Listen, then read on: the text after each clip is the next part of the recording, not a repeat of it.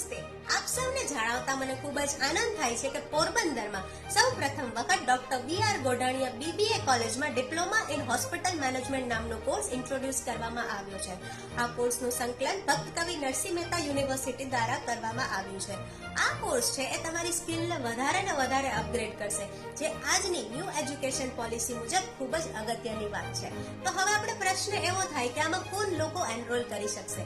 તો આ કોર્સની અંદર જેઓ 12 પાસ છે, સાયન્સ, કોમર્સ કે આર્ટ્સ કોઈ પણ હોય તેઓ આમાં એનરોલ કરી શકશે. પ્લસ જેઓ ગ્રેજ્યુએશન કરતા હોય અને સાથે સાથે એમને હોસ્પિટલનું મેનેજમેન્ટ કઈ રીતે થાય છે અને સાથે ડિપ્લોમા પરસ્યુ કરવું છે તો તેઓ બી આમાં એનરોલ કરી શકે છે. તેઓને તો બે ફાયદા છે કે આફ્ટર 3 years એ લોકોને ડ્યુઅલ ડિગ્રી મળશે, એક તો એમના ગ્રેજ્યુએશનની પ્લસ ડિપ્લોમા ઇન હોસ્પિટલ મેનેજમેન્ટની. આ જે છે એ 1 yearનો કોર્સ છે. આમાં 2 સેમિસ્ટર છે. હરેક સેમિસ્ટરમાં 3 સબ્જેક્ટ્સ આવશે.